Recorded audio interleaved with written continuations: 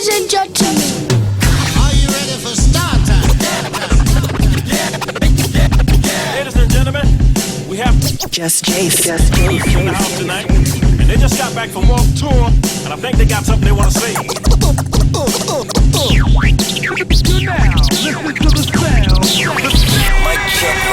What is this? Hey, what's up, everybody? It's your boy, Jus Jase, and of course, welcome to the Mic Drop Session, the podcast where we just explore the wonderful world of the past in terms of TNT's icons and greats in DJing, in radio, and of course, within the music industry in Trinidad and Tobago. And this next gentleman I have in the lineup for the series, listen, very, very instrumental in terms of my technical skill. This guy taught me a lot in terms of executing a shift, executing on turntables, executing on anything regarding equipment and gear. Plus, on air, he's a beast. So, without further ado, I have to introduce my brethren, the one and only Capricorn, to turn you on. PB, Chris, boys, man. Where you going, boy? You bringing back memories. You know how long I haven't used that phrase, boy? This is what it's all about, sir. Chris, my brother, salute. Yeah, brother. Nice. First off, cheers to you, cheers to you. Yes. Cheers, boy. What do you mean? Right, now what we talking about. Mm-hmm. Sips all the way. Mm-hmm. This is long overdue. I know this is your podcast, your channel, whatever you want to call it, but yeah. I've got to jumpstart and say this is very commendable what you have started here, because I think this is long overdue. Respect that, my brother. I respect that fully. Because I have seen a lot of the icons before my time, and so on, and some have passed on. Yes. Some have changed, gone on to another level in their journey. And I don't think I wouldn't even say use the word enough. There's no recognition given to these guys who have paved the way for myself, yourself, and those after us, Correct. So, you salute me, I salute you. I commend you for this. This is big. This is something that's gonna evolve. I hope it evolves in a positive way that will inspire others and so on. That will come. Yes, man. Yeah. Chris Boynes in the building. All right. So before we get into the history and all that, I want to know your status in radio right now. Where you? What days in the week you're working? What's 2021 version of Chris Boynes is on the airwaves? Where you at? Well, on air right now, it's just Mondays mid-morning 9 to noon, and Wednesday afternoons 4 to 7. And this has started because of the pandemic. Yes. And the business aspect of it is a bit a cost factor for the company and so on. So a few adjustments were made. So I'm just there to fill the gap in that aspect, but still making a statement, an honest statement, right. Because we enter a new sound moving forward with the sound of the station, the branding of the station, Vibe City 105. Yeah, man. And but as it is for me personally, I am good. I would prefer to be straight up. I would prefer to rock back and be behind the scenes, right? Because I love production. Production right. was my baby. Yes. Actually, I never had a craving to be on the radio. All right, well, pause right there. That's a good segue to bring it to the beginning. Nice. I like where we going up. Let me get a bomb for that. You're on your bums. So I feel my beverage might finish before yours, because every hype I sip in. So let's go to the beginning. Before we get to in terms of what you were called to become, I want to go to Chris Boynes, the humble beginnings. What bugged you to say, I want to be a DJ? I want to be in the music industry. When did it start? Who were your influencers? Break it down for me. When I wanted to be a DJ, I think most of my initially, I didn't want to be a DJ. Initially, I didn't want to be a radio personality, what have you. I think radio called me. I never went knocking on the doors of radio.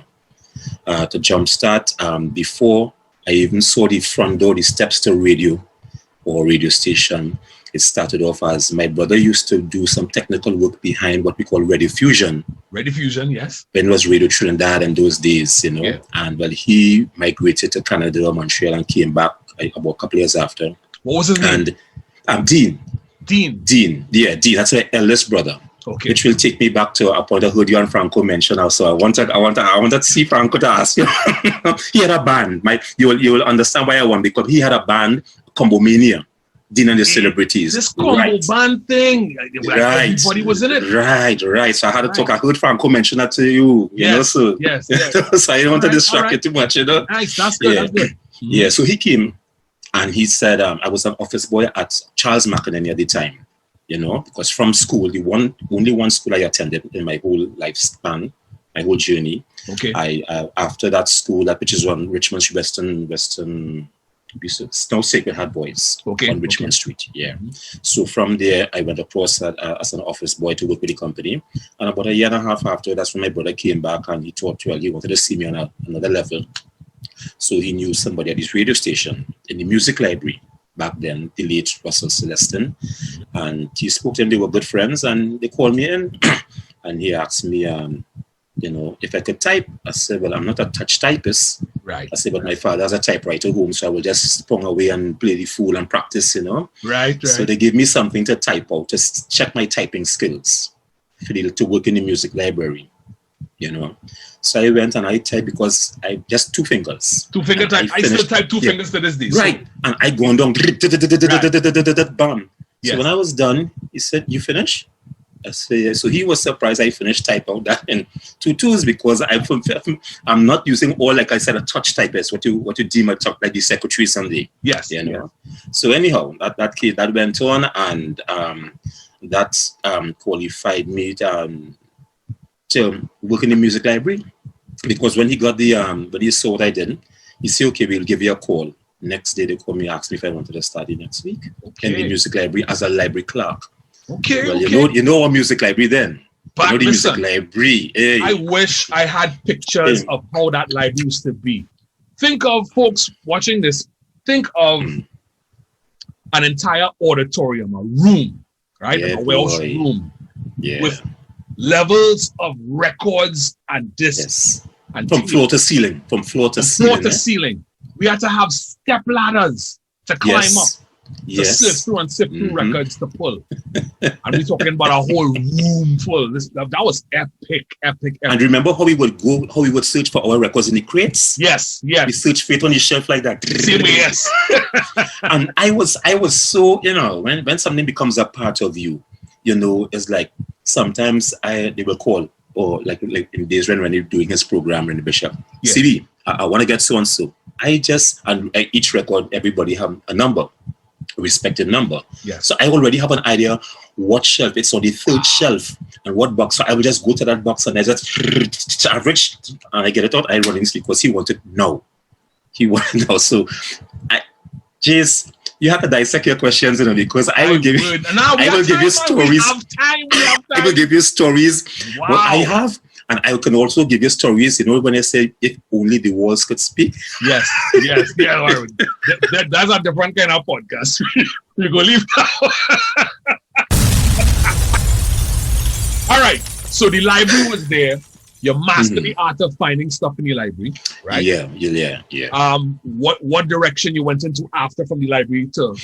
Right. So after the library, again, I didn't know what I wanted. This whole radio thing was new to me, but it was exciting. And one of the things I loved about working there initially was that the camaraderie, the warmth, and the family-oriented mentality of the staff from management come right down. Right. To the janitors or what have you, really, really family oriented. And while I was in the library, being back and forth to the studio to supply them with the music and other parts of pre-recorded programs and what have you. I found an interest in the recording aspect of it and so on, to pre-record some of the freelancers who would come in, like the Moin Mohammeds, Rafi Mohammeds, and different people, because back then, it's not like how we have niche radio now. Yes. It was station played everything. Everything. East Indian rock, pop, everything, the Everything, works, you know. So I had the privilege, and I'm really blessed for that opportunity to be able to work with most of the greats inside of there on different levels, different religious backgrounds, ethnic backgrounds, and what have you, you know. And I found an interest in doing recordings and producing programs for people. You know, Billy Reese and all these guys, and right. So Billy Reese was on 7:30. Yeah, that was Radio Trinidad back in 7:30. Okay. Right. Yeah, Radio Trinidad, 7:30 a.m. You know, and I think Rennie came in. Billy Reese was there before, and Rennie came in after Billy Reese. Okay. You know, and that's when I think that is when he revolutionized the audio personality radio with regards to doing his own thing, working solo, because when we had the Barbara Assoons, the Selma Ayes, the Bob Gittins, and the they would work. Bob calling some Gittins, names there, boy. Wow. Boy. Yes, When you see he come on that mid-morning Bob Gittins, and he say they don't make them like those anymore. Yes. Everybody have their signature. Wow. Everybody have their signature. You know, so I kind of lost my train of thought as I was talking That's about. right. You're talking from Billy Reese to Rennie Bishop. And right. Yes. You're recording these all these freelancers, so you're into recording now. Right. So After the recording phase, yeah. Mm-hmm. So in doing the recordings, and I found myself I was very creative, you know, because they were like, okay, just put my voice. After this, because they would record what we call voice links. Right? Voice links. So they just record a voice, and I will package the full program for them with their sponsors, and I insert all of that to make it a half an hour, 45 minutes, what have you. So back then, you were actually creating the shows.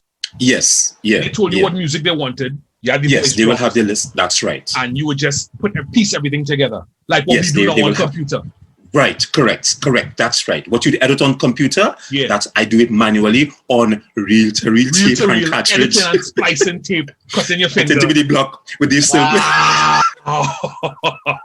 Hey, Chris boy, nah. Wow. So when people like you guys master the art of on Adobe editing on the computer, you know, cut and paste and so on. No, this is splicing tape. We all know what the tapes are like, cassette or reel to reel. Yeah, it's a joint block. Yeah, and there's a hairline straight and one slant. That's right. Yeah. So you slip it in. So when you do a recording for me, and you say, okay, we're going to a Faizabad, and the breath of the word Faizabad, you book on the mic, what we call a pop on the mic. Yes, but we didn't pick it up in the recording for you to do it over. I know we'll have to play that, and I'd slide that tape on the head. And once I get it, I stop it there. I put a pencil mark there, put that razor blade there, take it out, and make sure it goes before and after the head, and take that out and slide it back in and put a tape on that. My word! Ladies and gentlemen, you just got editing 101 the analog way. Right, yes, that's right. Drop session. That's a mic drop moment like this. Hey, now, cheers to that one, boy. Cheers to that one. Cheers to that one. That's our dread one. And with all of that, that is just one out of so many things. My creative juices will be flowing at times like that. Right. And I really enjoy the moment and the experience of doing those things. And you know what? It helped me now to understand and be creative. With technology we have now. Yes. Because when these computers programs came out, the Adobe and I was intimidated. I said, I will do this because everybody will pass me with this. I mean, like I said before, I mean, I went to one school. Right. I didn't go to university. I didn't even take a course in broadcasting. Nothing. Right. Nothing. Right. Everything you're hearing and seeing here is all built and was learned while at the company for, well, this year would be 43 years. Wow. Wow. And the drink already done, boy. The drink done. You made this wish. I hope you have a top up. The drink will finish. But so from the technical parts, yes, after we were producing and so on with these the freelancers and I didn't have an urge to want to be on the radio, and having talking to people and hanging out with people like Harold Thompson, who's on 97 there. We were buddies, riding partners back then, you know. And he always say, you know, boy, you should be on the radio. But I wasn't ready for it because let me tell you this, Jus Jase. Back then, I considered myself as a DJ when I started to having worked with the Selma Eyes and around Rennie Bishop and these guys. They recognized my skill. Okay. You know, and then when I got on 9-5, and I considered myself a DJ, and that popularity when it started, and people started, the fan base started building from there. Yeah. And they met me outside. Hey, Chris Boynes, hey, the radio announcer. I said, just a radio DJ, because I knew my place in the system. I am not about, it is one thing nobody could blame me for is riding with ego. Yes. And I knew my place. And when somebody addressed me at that point in time, excuse me, as radio announcer, I said, I'm just a radio DJ, because I cast the announcers at Edison Cars. Yes. The Adrian Dunmoras. Yes. Because they had a level, they were at a level of doing other things on radio than just playing music. Right. And this is what some people fail to recognize. Some people now, no names need to be called. Don't do it. You know, when once you get behind a mic on a radio station, you want to rate yourself as an announcer. And I don't rate myself. I let people rate me. Yes. I don't believe in rating myself, you know. Yes. I might be confident in what I do, you know, and I build from that. You never know? Beat your chest. That's one thing I know about you, Chris. Yeah. I don't. So I'm looking at the progression, right? So we're looking at from library to recording, and I believe at certain points you were an operator, board operator. Yes. When Rennie and back in those days was Rennie and Jim, the JNR. Right. Yes. Yes. You're behind the boards. And no, actually, that's where Rennie came in. When Rennie came in, he started to revolutionize. I wasn't very much around, very much present when he and Jim were working together. No one then, but then I get to realize he was the man on the technical side. Okay. You know, because Jim is the guy with the golden voice. With the voice, yes. Jim Sutherland. Yes. Whoa. One of the greats. Yeah, boy. Yeah. Big up Jim. The late Jim Sutherland. Yes. Yes. And they were working together with the JNR show and what have you. So Rennie brought that talent to the fore, and it enhanced what they were doing. And then eventually he created a brand for himself, you know, the Iceman, Rennie B, and so on, production show, the Saturday mornings and what have you. Right. And people from there, you know. So and while that was going on, where were you? I was still in the library at the time. I was still pretty new on the block. In the library, right? You know, and Rennie, I was very privileged to be part of Rennie's growth, Rennie Bishop. And you might hear me say Rennie a lot because, I mean, we end up being very tight, and he kind of embraced me and took me under his wings, and because he saw talent in me, you know, and again, and I never read on the fact, okay, well, he recognized me and he took me under his wings and so on. Again, that was not a chip on my shoulder. Right. I just, when he recruit me, I just do what he expects of me, and do that. And I didn't expect of him to say, well, to put me in the front line and it's time for me to be on the front line. No. I was very comfortable in my little space while I was being pulled along in certain areas. So is it safe to say that Rennie taught you your DJ mixing style? No. I will tell you this, and I correct people with this. Nice. Nobody literally taught me, but I learned from them. I learned. Okay. So I watch him do his thing, and then I take what he would do, and I get creative with my own style. Nice. So I have developed my own style. It was so and he was so impressed with my style, and I feel confident to say this. And the only person to correct me is he. Rennie Bishop to correct that. Don't worry, I'll have him on the show soon. Don't worry. Yeah. You know, but I feel confident because I recognize that he admired my style and what have you. So much so that there was a time he had a choice. He had to make a decision when he was hired to go to Barbados for a big gig. He was hired alongside DJ Admiral. I think it is in Barbados. DJ Admiral. Right. He was in Liberty FM at that time. Mm-hmm. Yeah, that's right. Mm-hmm. You know, and his writing partner in terms of playing out the song system was Wax Live. No, we had two waxes, not the original wax. Not wax the original live, wax, right. Wax Live with the song system. Right. So so when he was hired to go to Barbados, he sat down with his team and to discuss, well, is it worthy to carry wax? Because he wanted some extra talent to go to Barbados. So he thought taking me with my skill will enhance his whole shebang, entourage, showpiece.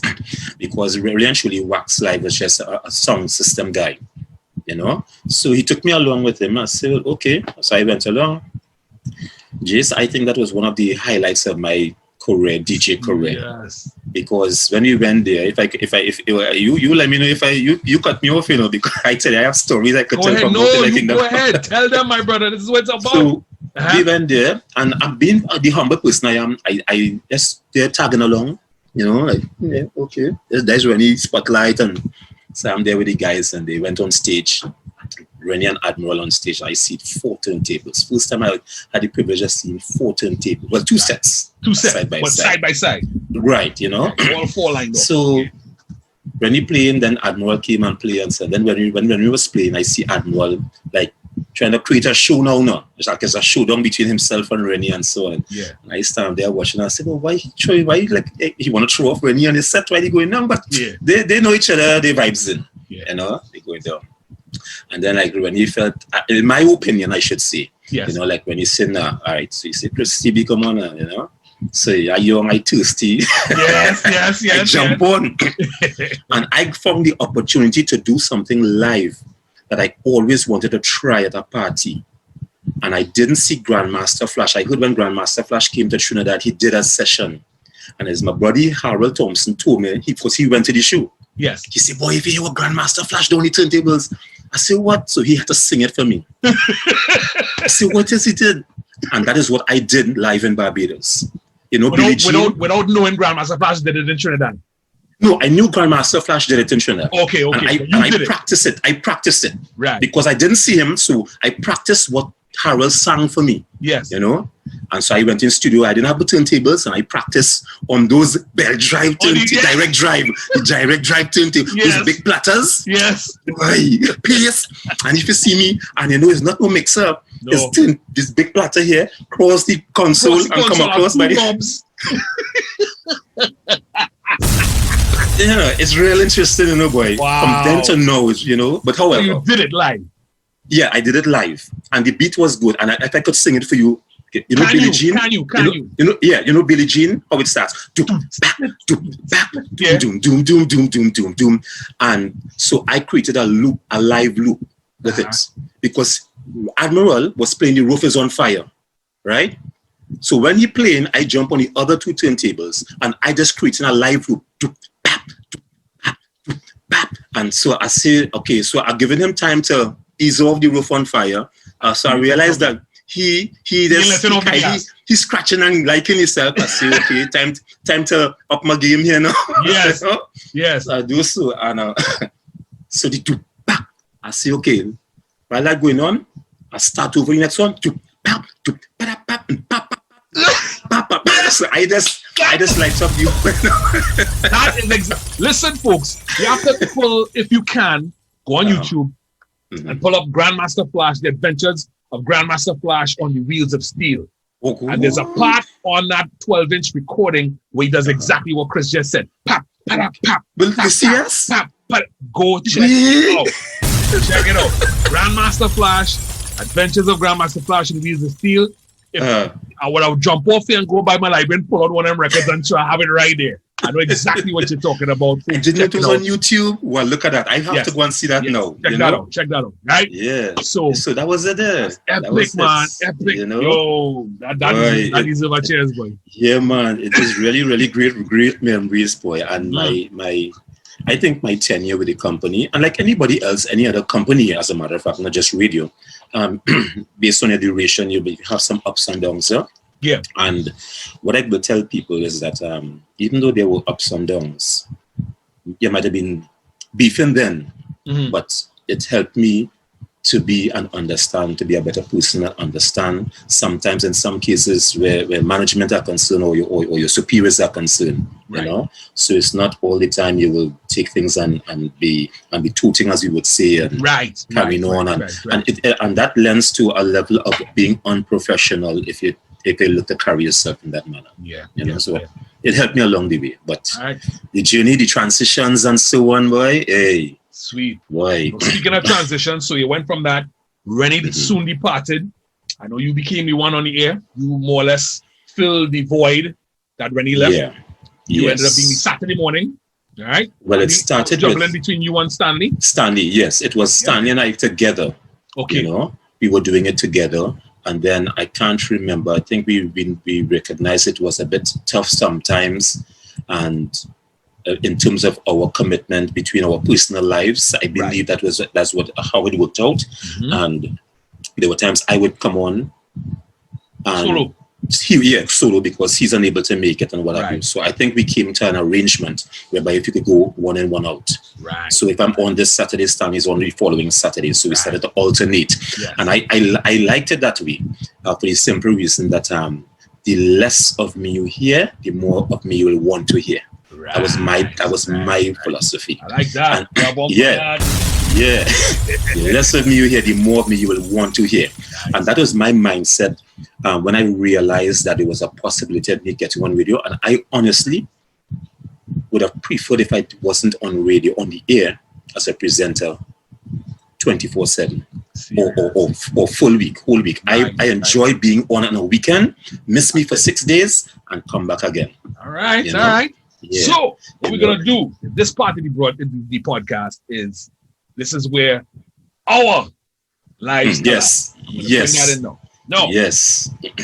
I'm gonna explain to you first, prior to when we met, how what lured me to you. The thing was, I realized with you while you were on the air, you took the chance, and you always took chances to play artists that were unsigned, that were unknown. Yeah. Gave them that play. A man have a recording. He didn't even have a record out. It could be a recording. You played it. So there was a rap group back in the 80s, right, that I eventually became a part of, called the Rock Crush Crew.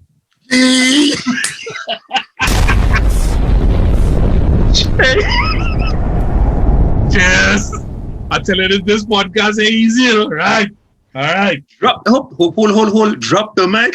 Drop the mic drop, but I was a mic drop moment. Hey, Rock Crush Crew. Rock Yes, Crush boy. Which consists of Cold Crush. Big up to Cold Crush. Yes, He's out in Florida, runs a whole music studio. Wow. Jeez, Ken I did Holder. that. Big up to Ken Holder. Right? Ken Holder. Right. And of course, the late great DJ Andy, one of the baddest DJs in Trinidad. Yes. Who revolutionized the trance from scratch in Trinidad. Right. Before it became popular. I could tell. Right? All right. So those are the guys in Fresh Fest days. They wanted. They were the group. That was the group, the rap group that had Trinidad in a headlock. You know what I mean? And you used to play off and on some recordings from them. Yes. I remember Saturday mornings. That's right. Them days, Fresh Fest, big up to Big C. Big C, yes. Correct. Them days, I was a part of Fresh Fest as well, but I was rapping single in the rap category. Right? Oh, right. Yes. Right? So I said to myself, this Chris Boynes dude playing Rock Crush. I wonder if he go play my thing, boy. I might as well record something and board him. Yeah. So those days I was recording with Linda Livingston Razor Shop. So of course you could peek the Razor Shop podcast, the episode to see that one, the whole story of how I recorded demos. You can hear some of the demos I did there, one of the demos that you played. Segues. I remember Lyndon telling me, hey, get Chris to play this thing. I said, no problem. So I went home. This is young teenage me. This is about 17 years old. I'll pick up the phone directory in them days. Yeah. Scroll through. I'll go through the yellow pages. I'll find the PC number. I call. This is during the week. The receptionist answers, upon a deep voice, can I speak to Mr. Christopher Boynes, please? Oh, that drama, boy. She said, sure, no problem. Because she thought voice song, you know?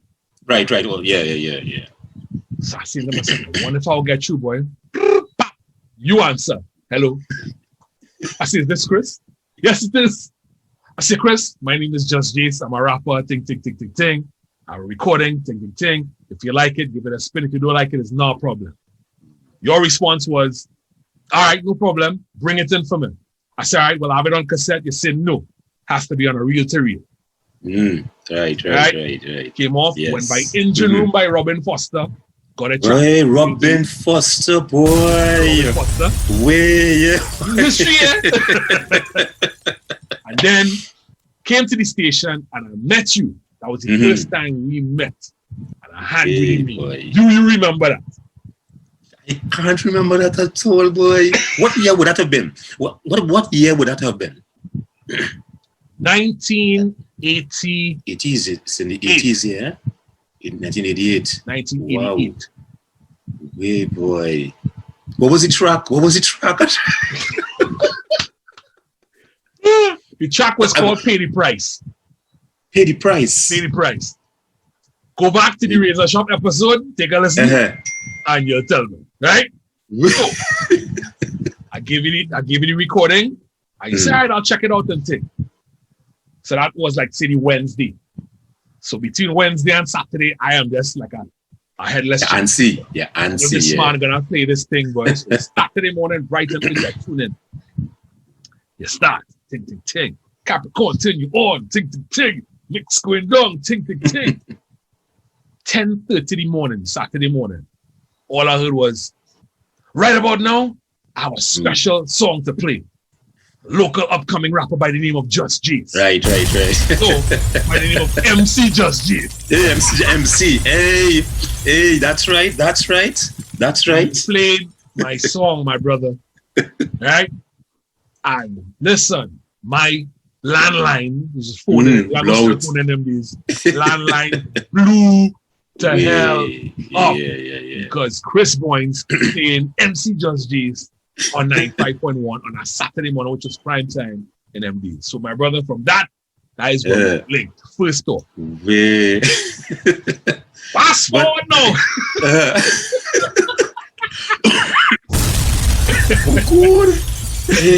To 1990.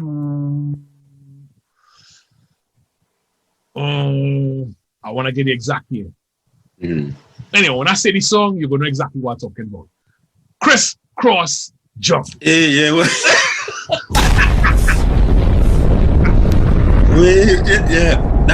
But you were with us at the time. You were on our side at the time. I was not yet, Was I? Not yet. Not Criss Cross Jump came out in what, 92? Yeah, I was with you all the time. I think I was with you all the time. Yes. I started up the other side of midnight, and then yes, I was on the other side of midnight, and we clicked, and then I'll say, hey, Criss Cross. Boom. Right, yes. I changed the lyrics. I was rapping the lyrics. Yes, yeah. Chris Boynes can make it jump. Yes, yeah. Chris Boynes can make it jump. So no, based on what you just said, which is perfect because you just described before with the editing of the tape and whatnot. Yeah. When we had to record that song, Chris Boynes Can Make It Jump, which was me rapping over the Criss Cross to make it jump. Yeah. There was no, I was accustomed recording on 4-track machines or 12-track machines. This was a one-take thing we had to do. So you had the turntable lineup, the same robotic turntable playing the song. Yes. You have reel-to-reel running through the mic so that I could get the echo on my voice. Right, correct. You're recording on another batch of reel-to-reel to record the entire process, and you are mixing everything on the rotary board. Yes, yeah. Not almost like real time. In real time. Yeah. So which means you had to mix in one take. I had to rap in one take. In one take. And we did it in one take. In one take.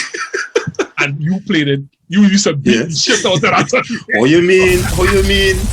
And I remember, what I remember about that particular, what do you call it, drop or dub plate. It's like a plate. It was like a plate. Yes. A plate. Yeah. A hip hop plate. We played out together sometime way down south, either Pfizer or something. Okay. Moving to that. You know, I think after this, you had to get some coffee, I feel so. Let me cheers to the Criss Boynes Can Make It Jump. Yes, boy. Wiggity, bet. You know it. Watch me. I search high and low for that record and I don't have it. Boy. Sorry we lost that. Sorry, I don't have that. Yeah, because I don't have a reel-to-reel player. If I had a reel to Right. replay, I sure would have those reels. Okay. But Okay. my God. Wow. Then after Chris Boynes Make It Jump, we did a second one. Which one was that, boy? Another crisscross. Warm it up, Chris. Warm it up, Chris. Warm it up, Chris. Yes, yes, yes, yes, yes. Warm it up, Chris. Bring it, That's warm right. it up, Chris That's it, Boynes. that's Warm it it, up, that's Chris. it. Bring it up. That's it. And we did that one, and that one blew up as Yeah, well. Right? That was off the chain, boy. Okay. That one was off the chain. Yeah. So with that now, Wow. me putting these plates for you, me being on the other side of midnight, my name starting to buzz. Yeah, yes, Right? yes, yes, It's yes. starting to pick up. Correct. I was still with Outlaws, but there were some times because of other side of midnight, there were some times where most of the guys don't show up for the show. I would come do my nails, would be me alone. So I'd be mixing, Juggling, doing your own thing. taught myself how to DJ, you know what I mean? By Yeah, force. yes. Just like you, I did not want to be a DJ. I was a Okay. rapper. Right. I would mention All my that, energies was towards getting a record Rapping. deal and flying out and representing Trinidad. So the radio thing and the DJ thing called me. You know what I'm Right, saying? okay. So I taught myself how to DJ, taught myself everything, and I'm building up nice. So the name buzzing, people knowing other side of me, I do Jus Jase, say he's rap and he's DJ, thing.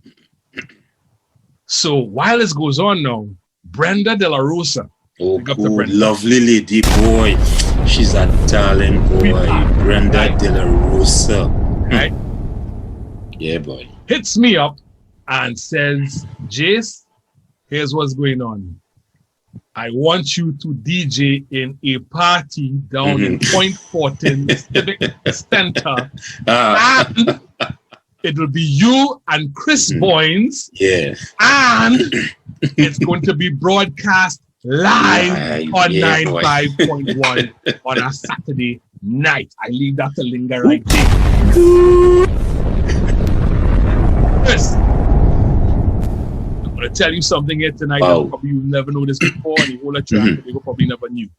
That night was my first live DJ gig.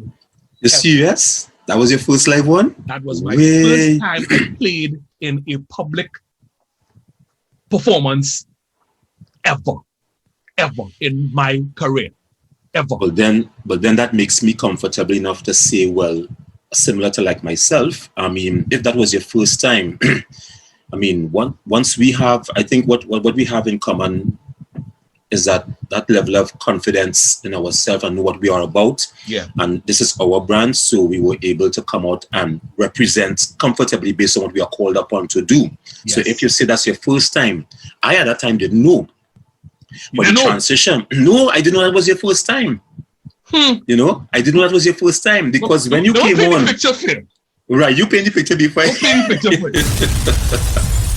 So after I get the call thing, I'm like shaking in my boots because I'm like, I never fucking play no party ever in my life. Right?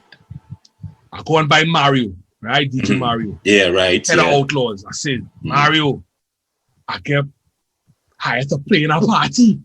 I don't know why. I have no records. I had no records. He said, here what's going on. I will lend you, all right? Because you ain't getting, I said, I ain't getting paid for this system on the radio. I said, all right. He said, I will lend you records. Where you think you want to play? Go home, make a list of where you think you want to play. Come in here and pull them. And we'll make a Right. crate. And And you you roll roll it out. up. I said, right. Yeah, So I went home, got a pen and paper, write down exactly what songs I was going to play. And then I said, right, that should fill up an hour. And I said, I'll take 3 extra songs as Bush. In Right, case right. of Yeah. anything. That's a fill. Yeah, Right? yeah. One by Mario, I get you, pull my list and I get you records. Chris, the records took up half the space in a crate. Woo-hoo. So I went to the party, big smile on my face, Just with half a crate of half a creator records. Yes. I remember that. You know, I think I it's half a remember crate, that part. a white I crate. remember that. Yes. Remember it? While you walking with half a crate, I had 3 crates. You have 3 crates, and you know, as you're moving along with the crates and so on. When I stand up in parties and so on, I tote in 3 crates of records, and this man walking with that. I say, but wait, no boy. You know, you start juggling now in your mind. I hope I get have more money than planned me, you know. I know what I'm playing from start to finish. I ain't cater for if the man before me gonna play any of the songs in the list. Nothing. Right. Nothing. Yes. So I reached down Point 14. I drive down them days I had my Suzuki Jimny. Hey boy. Hey people. Jason, his Suzuki don't mess with that, you know. Don't come between Jason and that. Oh, good. Hey, don't worry. I have some mics to drop as we go along. Oh my God.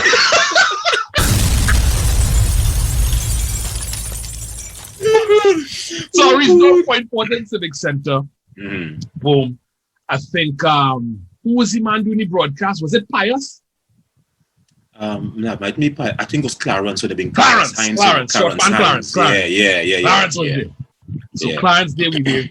I walk in, you there, thing, right? I am nervous because this is the first time the crowd now starting to build. Yeah. We on the stage. Remember, my first time DJing. If it's the one MC thing, I had a donkey. Normal, yeah. On a microphone, crowd, no problem. I DJing, right? Boom. So there was a man playing before, warming up the set, thing. And Clarence said, "Alright, you're gonna start at 12, eh?" I said 12. So I cater for 12 midnight to start. Oh yes, because when you started to play, I would have gone on the broadcast point to start the broadcast officially. There you go. That's right. Correct. That's right. Yes. You were talking on the radio. On the radio. Correct. Yeah. While you hyping up. Right. So boom. Reach now thing. Right. I just set up. Lord. Man has the last song playing. I pull my first tune. I say, "Are you ready?" Clarence said, No. Something happened. No. Run some tunes. Tell me run some tunes. I have my exact playlist of tunes to run. For crates. I put on my first Bush song. Right. Yeah. The extra. I put on the extra and I let the whole thing play. I look at Clarence. Play again. Gosh, boy. Tortilla, boy. Bush record number 2. It's on. Let the whole thing play. I can't remember what songs it was. But the crowd there, tick. I watch it. Go again.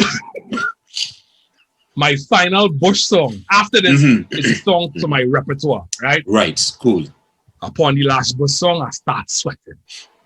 I'm like, if he tell me go again, that is it. That is it, you know. That is a dead. Chris, like God was with me, boy. The last 30 seconds of that Bush song. Here, Clarence. You're on. And you jump on. And you toss it to me. You toss it to me. The first thing I played was House of Pain, Jump Around. Jump around, boy.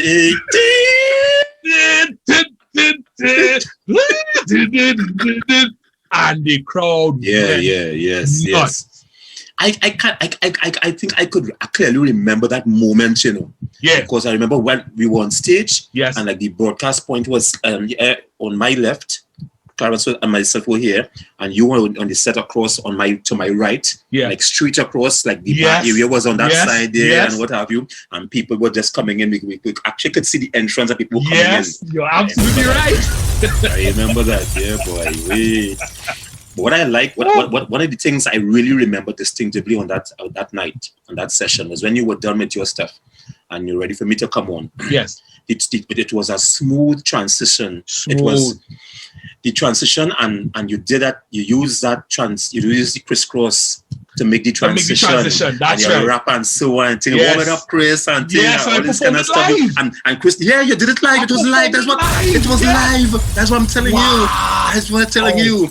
Right, because your last song was crisscross, and you do that, and when you do that, you bust the instrumental, and you come in over, then you rap and sing Chris Bonds to make you jump. That's what I was waiting to tell you. So it elevated. So you created a nice vibe there, and then I came in and I took it to another level, and after that, please. Yeah, and if I'm not mistaken, after that night. That was it. Brenda would call me and you to go all over the place. Yeah, we were in Wall Street, all kind of thing. Rest in peace, Marlon S. Marlon boy, Marlon boy. Marlon boy. That was Hey. my boy. That was my boy. Boy. Chris, his memories there, boy. Cheers, boy. Yeah, Cheers. boy. Cheers. Wow. You make my pause Really? raise there, boy. Get I perform it. Yes, you perform it live. It was live. It wasn't just playing no record. Wow. What you feel like when I make you do a recording in studio and we play no. Mike, while you were on there, my creative juices were done flowing already. I tell myself you have to do that, Yes. Do it live. Yes. Yeah. They want the DMC, come do it. No, but that I think that's a part of me. My creative juices flow when it comes to things like that. It may not be strong in other areas, but we all have our strong points and what have you. But and we have our weak points and so on. That production and so on, I'm in love with that. I'm in love with that. Being a presenter. Wow. But when you started with us in 88, you said? I didn't start in 88. I started in 91. 91. September 91. That's when I started the other side of midnight. The other side of midnight. Yeah. Okay. Yeah. Oh, okay. And then I got my solo gig 1 year later, just a little over a year later. All right. But this is you started on radio. In radio, yeah. Right. But your DJ career started. The same time my radio career started. Oh, I tell you, that was the first time I played in a party. Oh, but I remember with Downtown Outlaws. Okay. I was the mic man. Oh, okay. I was the mic man. I wasn't the DJ, no. Downtown Outlaws, Ishmael was the DJ. Right. Ishmael, the demolition man. He was the DJ. Yeah. A good young fella. Yeah. Dope DJ too. I was man on the mic, hyping the crowd and getting people going. So when we got on radio, hey, radio, get the rapper to talk on the mic. It's a no-brainer. So you said the DJing aspect, I mean, where your 30 years are concerned. So okay. So the DJ aspect gravitated to you. You didn't gravitate towards the DJing. Yes. Yeah. Yes. Where what would you say was one of your highlights in DJing? Oh, as apart from MCing. The greatest thing I've ever done in my DJ career was when I was featured on BT Raps in the Basement. Oh yeah, boy! Look at you! Look at you! Yeah, look at you! Hey, gone from here, boy. 2004. Yeah. Only DJ in the Caribbean to be represented on BT the Basement, and I had his flag there and everything. It was just epic. The write-ups afterwards, I had endorsement deals. Yeah, wow. When I came back, it was crazy. But how long that went on for? How long it went for? Ooh, after I did the gig in September in 2004, and up to today, people can't stop talking about it, dog. Yeah, no, because that was a trend that I don't think anybody ever picked up after and was able to make that indentation in the DJ fraternity, because you move from being a rapper, MC, DJ, radio presenter, and also and as well as I didn't know how it used to work out. You were with Surface. Yep. That happened by accident, because Tony Prescott, big up to Tony Prescott. Yeah, when Marshall, remember when the stand collapsed in Chagarama? I was there. Right. I was there. Yeah. We were on that show. I was there. We were on stage. We performed. Right. Yeah. Now for that show, I just pitched the idea, because me and Tony got a long time. I pitched the idea. I said, Tony, you wanna DJ? We were watching bands like Limp Bizkit and stuff, where they had DJ scratching while the band was performing. Yes. I say, you must try that kind of thing. They said, well, come on, do it with the band. I said, well, no problem. Rehearsed, put together a routine, and for that Marshall show, I was there with Surface scratching and thing. Camera was on, man. People was like, wait. So it was the first soca band to have a DJ in it. Then later on, we elevated the whole game and incorporated a sound clash element within the repertoire. But that was just an accident, just to do a one show and done. When Tony got all the feedback of how popular it was, and everybody said, yeah, to do it, he say, come and do a thing with the band for a year and see if you like it. You know what I mean? Come and join the band. And at that point, I had left 105. I went back to 98.9. And then I was like, you know what? Let me get Radio Rest and try this band thing ago. And I spent 8 months on the road with Surface. We toured all over the world and came back to Trinidad. So that's how the Surface thing came into play. So you just mentioned about leaving us. Yes. Marvel, and you went next door. It was that was true. Believing you all took place first when I left to go to 96.1. It was me and Adrian Donmore. Right. Okay. We left and we went to go to Right. 96.1. Stanley had left to go to 98.9. Right? And then eventually by 9.5, the format had changed to pop and rock. And then put all of you all to 105. Yes. Correct? Yes. Just put me on to 105. Correct. Yeah. Yeah? So I because can't say all. I I can't say all of you all. I can't say all of you all. They put me on 105.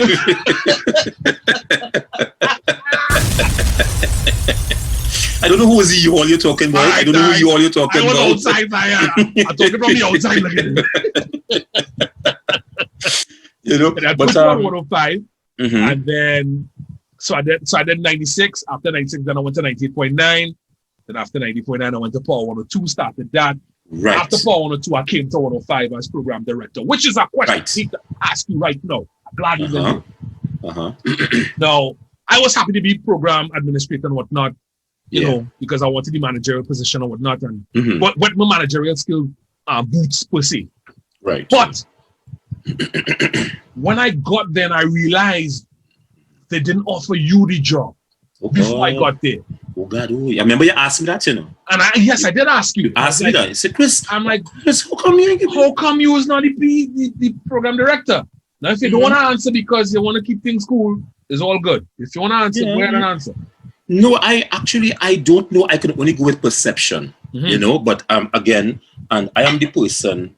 Like I said, I don't ride on ego, and I don't ride on things that even though I might be a senior person there. If management see you to be the right person to fit in a position, they see you you're the best person for. I work as you could probably testify to that. Yes. We work together, we were cool. Yes. So you being my superior at the time, I don't have a problem with that. I never had a problem with that. I was digging real horrors for that. I was no, but you see what you're telling me there? I recognize that if I could just move forward a little bit and we'll come back to you. As you say that you get harassed for that. Yeah. With a recent change on the station right now, right? At the port, it was myself and Chaotic used to run the afternoon drive. Yeah. And then they brought in Rodney King. Yes. Right? And replaced me, you know? And again, that's management's vision. Right. So I'm cool, you know?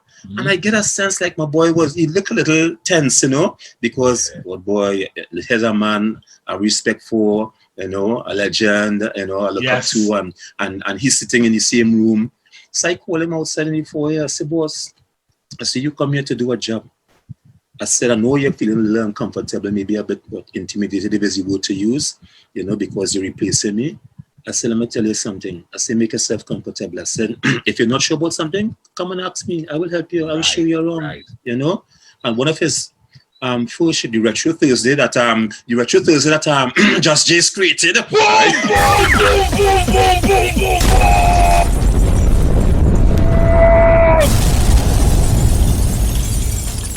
Put your glass up.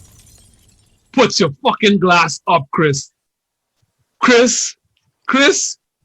You remember the fight dong I get for that Retro Thursday? It was supposed to be Retro Friday. Wait, what I remember about Retro Thursday is that it was only both of us who were doing the Retro Thursday. It was from 12 o'clock to 8. Yes. Right. And those who were working around that, they said, "God, I want to do a Retro." Yes. So they end up opening up the gates. Yes. Yes. It was fire from start to finish. I just fight dong with that. But I didn't know that. But I mean, because I got great reviews. When I come and tell you, hey, we're doing this thing, that was right. Yes. That was me kind of overstepping my boundary, you know, because I wouldn't say who. I wouldn't say who. I don't know the names. But first off, I was gonna be Friday. It was supposed to be the Friday. You know what I mean? And they said, no, we just do the all soca thing. I said, no problem. Then I'm going to do it on a Thursday. No, that will never work. Ting. I said, well, let's say what I want. And it's Brandon Can. Surprisingly, Brandon Can came to my corner and said, nope. Then go and lend with. Give him a couple of weeks. If it fails, then we'll pull it and try something else. Yeah. I know it was gonna Yeah, work off boy. the bat because people were UNN fit. Yes. Only two men who knew the music and came from the era. That's the next thing, you know. Yes, I mean, a lot of guys claim to be retro DJs, if I should put King it of the that old way. school and Yeah, but let me tell you something. Having the tools and having be part of the creation of the tools, you know, we live the moment. We lived the moment, you know. Yeah. I mean, I tell some of the new guys, I said, and I really have to thank the now generation too, in the sense that how I would have played music back then, the hits back then in the 80s and what have you. Right. Those were the days when you're playing a song because it's records. You're waiting for the breakdown and the break in the track to bring in the next song. Yes. But now, because the energy and the style of execution is different, Brett, when you're playing your retro vibes now, you can't play a whole song, you know. Verse and chorus and gone, you know. Wow. Verse and chorus, that's how it is now. Wow. I'm sorry to use the term. I mean, you come across geriatric when you play. You play another song. If you play a song, I can understand if you play a song too long. You can't let the whole song. Yes. But allow the music to breathe. But hey, to breathe. But there are certain songs you do not interfere with. You can't cut. There's certain songs you can't cut. In a way. Wow. It's amazing What I wanted to ask you when you talk about leaving, when you left us and you went across, you said 96 first and then it came to 98. Yeah, I went which leave you're talking about? The leave back in 1994 or how many times you left us? Remember I started in 91. Uh-huh. I left in 94 by 96. Right? Yeah. Uh-huh. I came back in 99. As administrator for one of no, not the administrative part. You're talking about the early one. When you were at 9. Yeah. Was it really? Was it radio then or radio 98? Yes. It was radio. When I left 95, I went to 96, and then from 96 to 98, and it was radio then. It was radio. Good. While you were there, we used to hang tight. We came home and you came home by me. We play cards and so on. Yes. This is the mic drop question I want to ask Jus Jase, ladies and gentlemen. Let me go. You remember it was a Sunday, home by me in Pity Valley. We were playing, I can't remember what card game it was. We play, was Ball Fours or whatever it was we played. Yeah. You know, cook and eat and all kind of thing. Yeah. And we finish a bottle of Babash with prunes. Yes. Right? Yes. And the next day, I was on the air on 105, I think, for about 4 o'clock in the afternoon. You were at the same time on 98. Okay. And both of us had running stomach at the same time.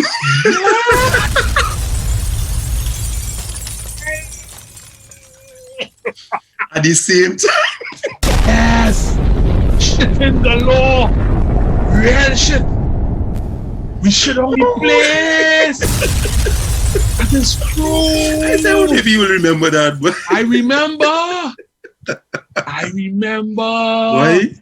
Why those were the days, boy? Those were the days. You said, Chris, you and I, we had real fun and real fun. Real fun. You know what I mean? You were driving the red. Don't tell me. Oh, red. Gosh. Is that 929? No. Close. Red. It was red. Red. Not 6. Was that 626? Yeah. What 626? A Mazda 626. The red coupe, Mazda coupe, the 2-door. The coupe, right? The coupe. Yeah, with the flare kit and so on. Actually, if I show you a picture of that. Send it to me. No, make sure your bladder good. No, wait. No, is it for me to see or post it up? That for you, I'm not posting on anything, boy. I have a picture of a party I went to play back in the days. I could only give a description. I would never send a picture. My boy caretaker and all wanted one picture. Wow. I said, what for you to post? Slim jeans and so on, white sneakers and thing, you know, sleeveless top, a sleeveless top, you know, a black. and a white leather hat with some kind of those shades, those punk shades, kind of plastic and that. Yeah, and Jerry Curl juice. You see my no, I had never a hat, but Jerry Curl juice. I'm coming out. Yeah, level Jerry Curls, boy. Chris, level Jerry Curls, boy. As you see pictures, Chris, this is the part of the podcast where I bring out some visual aids. Oh, Jesus, no, G's, nah. And you have to give me, just give me in terms of context, where were you at this point and what was going on, all right? Oh, Lord, Father, I have 6 pictures to bring in. Some new, some old. You ready? Yeah. All right, let's roll. By the way, I have my lawyer sitting on this side. All right, let's begin. Here's your first visual aid. Here we go. Boy, what is this coming here now?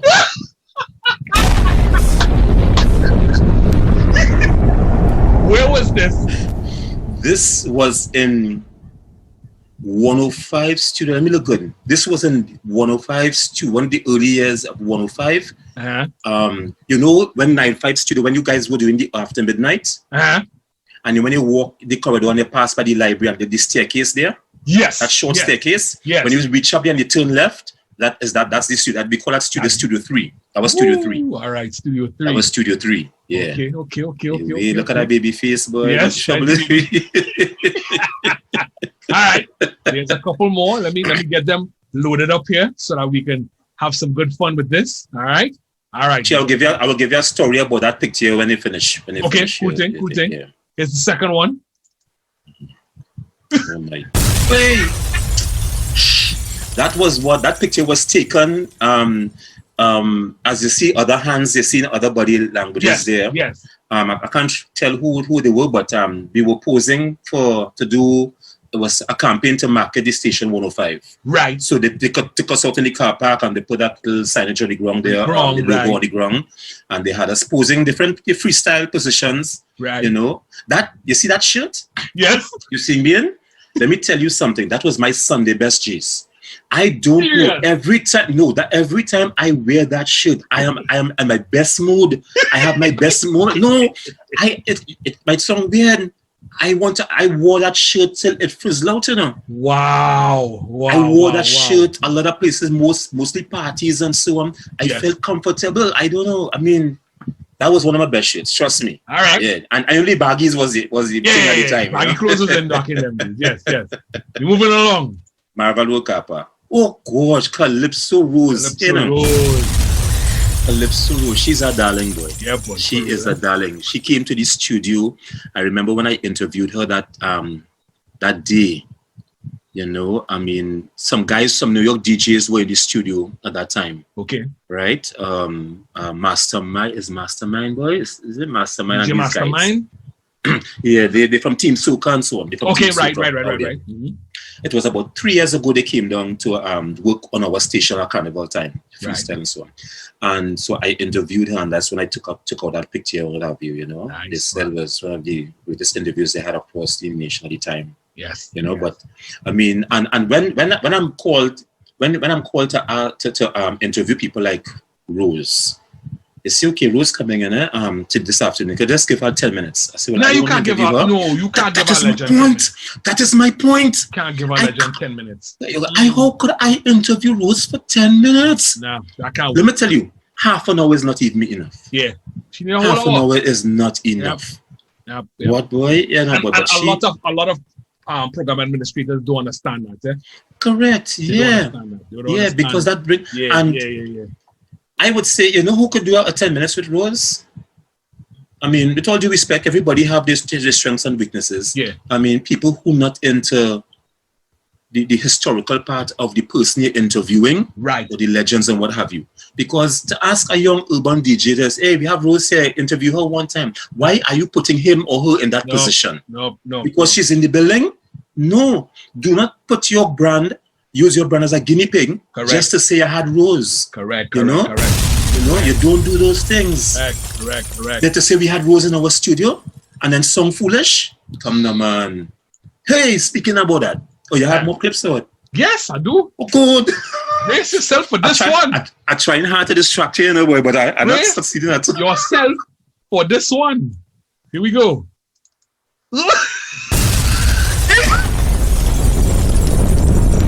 Blonde Chris Boynes.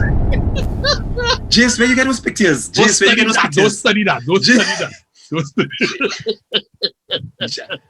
I'm looking like a criminal there, boy. That okay. I can't remember what year that was. Why you went blonde? Okay, it was a carnival time. That was during my 10. That was during my 10 year in charge of the station and what have you. But Right. you know, carnival time we on the road a lot and what have you. I worked on some truck carnival time, but a lot of outdoor events, and I just felt a bit wacky. And you know who influenced me Oh, to go blonde by? oh. Rachel Price. Okay then. She was no. Let me tell you, I'm not moving all right along with that at all because you will take that and run with your perception. No. What Well, I happened? mean it in a bad way. I mean it in a Okay. Yeah, No, I but mean it in a bad she used to be with us on the morning show. Right. And she had a hairdresser and something they were talking about. She said to go my hairdresser right there on Colsett Mall. And so I went across and I said, let me try something. I sat down on the chair. I said, do whatever. It's carnival time. Say what? I'll be a little wacky. And there was no mirror. So I didn't know what she was doing. I just felt my head burning me. No. So she said, okay, we finished. When she was done, she said, want to see it? I said, yeah. I casually, what the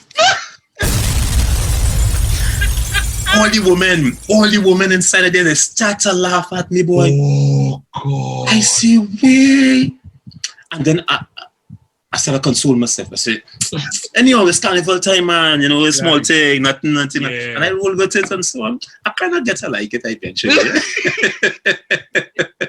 I got used to it after a while, you know. Okay, we have two more. After carnival, you have what? You have two more. two more?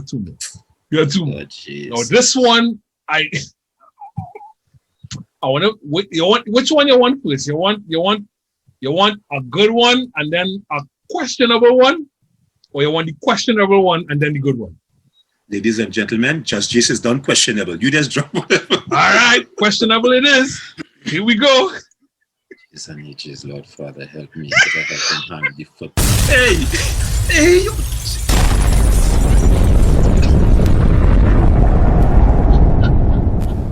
All right. Here we go. Where was this?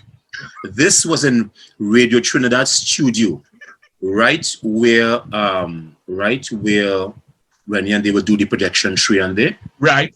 That was at the back against the wall. That box is seen above my head. That's a cubby. That cubby hole, that's where we used to stop. Those two little reels, boxes, those two reel to reel. Yeah. That's half an hour reels, right? That's where we store programs for the night and early morning and weekends and what have you, along with records. I have to give you a story about selecting music for the station. All right. But that's where we store everything. So the guys, like the operators like myself back then, right, I will source everything, and everything is laid out there in order of time to play. Okay. Because just on my right there, as you're watching the picture on our left, yeah, it's they have the reel-to-reel machines right there. About right two there. or three reel-to-reel Okay. machines, you know, and that is where we will set up those tapes and play. And then that top actually I have on. Yes. That is the same top I was describing for you just now with the. With the sleep. Well, you see, that's the hairstyle. That was the hairstyle. Okay, so you don't shine me up there. Shiny, very good. You don't shine me up there. You're gonna end off proper now, all right? As I said, I'm gonna end off good. You're ending off good. This is the last one. Bam. Hey, that was when Rennie came back to perform, and he had an interview with us on 105 a few years ago. What gig it was? I think this was up somewhere in Aruka, you know. Generation of Soul. Yes. Generation of Soul. Generation of Soul. Edison. Was that this boy Edison Walker? Edison, that's right. That's right. Edison Walker on. Yeah, Edison Walker. Yeah. Rennie Bishop, boy, my brother. Yes, my brother, man. The Godfather. Yes. You know, I mean, Godfather Radio for real. We always keep in touch. And so on. I mean, he's a great mentor. Great mentor, boy. He really believed in me, you know. Yeah. I tell him we're the end of good. Salute, Chris. Salute. Yeah, man. But I have to ask you about, because it's not so much about me, but it's Jus Jase and part of being us on the team. You said you came on our side in 1991, right? Mm-hmm. Yeah. And while being on the radio with us on the network there, well, 95 was the only frequency you worked on, Yes. right? As an on-air presenter. I did. I remember Dominic Calipasad made me read some news and stuff on 7. Right. Yeah. Just to balance it off. Right. Yeah. I did news and I did death announcements. Oh, there's announcements. Okay. Yeah. Okay. Did that. All right. And then I got the Friday night, 8 o'clock. No, 9 p.m. to 12 midnight. Psych. Oh, okay. That was Harold Thompson used to do it before. I remember that. Right? Excuse me, yes. And then I went on from 9 to 12. I mashed up the place. They liked what I did. And they said, all right, go from 8 to 12. So I had that text from 8 to 12. Oh, they extended the time. And then eventually, I came on Saturday afternoon after you. Saturday afternoon. Yeah. You until 1, and I used to come from 1 to 5. Oh, so that was when Emmett left. When Emmett left. Emmett wasn't there. Okay. All right. It was you to me, and then from me to Don. Right. Yes. Correct. At one time, it used to be Stanley, or myself at 6 o'clock in the evening. Because there was a program called There was a program called Light Rock. Light Rock with Light Rock. Yes, Stanley talked about that. Stanley talked about that. Yeah. Yeah. Light Stanley, Rock with White Rock. Yeah, boy. I got the Stanley episode all there. Stanley episode. Good. Talked about that. Yeah, man. But let me get back to you. Question. When you were with us, you came in on the era of records still or CDs then? Records. I was cutting vinyl. Right. Vinyl. Question. When you played music on the station, how, because royalties is a big thing. Yes. The cut organization. Yes. And you had to submit what we played on the radio. Sheets. Right. Rest in peace. You remember the sheets? Janice Regis, rest in peace. Yes. She used to hound me down. Yes. Fill out your sheets. And I would be kind of go home and fill out and look. And write. You know, some of them don't know what we are talking about with those sheets. Those clearance sheets, you had 3 columns. Yes. The first column is where you have to write down. No, the first column is the number. Artist, producer, label, and number. Label and the number. The number is on the left. The number is on the left. The serial number, whatever you call it. The disc number. And then the song and artist. Yes. And then the composers and the publishers, what have you. Yes, you can write that down. Yeah. I think of a man like me who mixing. Watch. And when you work for 3 and 4 hours, you have to write down everything you play. Everything. You know? But the beauty about it for me, and maybe you and maybe a few others had that formula. Yeah. Because I cannot write while I'm working. Wow. So how you know what you played? No, I will remember what I played. That is one thing I remember what I played. You know? And one of the things, what helped me develop, by the way, my craft in the business is that remember I told you I never went to broadcasting school. I was self-taught and everything, and I learned from the pioneers and the icons and so on. Yeah. One of the things I learned is I had a reel-to-reel machine at home, and those reel-to-reel machines they carried different speeds. Yes. The normal speed is 7.5. I can't remember the high speed. Maybe I think it's 15, and the lowest one is 1.5 or 1 and 1/3. 1 and 1/3. But for data, very slow. Yeah. Right. So when I come to work on a Saturday morning, we all have our little idiosyncrasies that we will be doing while we're performing, but not aware of it, right? So when I come home, like people say, some good today, you know, but you have to watch this and you have to watch that and so on. So what I started doing, I say every morning when I go, I say start that tape, record at 9 o'clock. Session. And I tape my whole session. When I finish on a Saturday morning, I go home, I relax, do what I have to do. Evening times, I do a postmortem on my performance. Nice. And I listen back to myself every Saturday evening. If I don't have time because I might have a gig to go and do, I relax and do that Sunday. So before the weekend is out, I have to do a postmortem on my performance of what I did on that morning, right? And one of the I wouldn't call it a challenge. No, because what I used to do. I used to remember in the 95 studio, there was a cassette machine. Correct. Yes. Cassette machine. Yes. I said, let's have a box of all 90 minutes and put them in. And I used to record myself while I do my show. I have tons of cassettes still here with me doing them shows. We'll look at that. But that's when we moved downstairs. You know, because we were upstairs in the tower on 9-5. No, I never worked in the tower. Never worked in the tower. Oh, okay. You know, we worked in the tower. I was downstairs, yeah. Yeah, you worked in the tower and stuff, you know.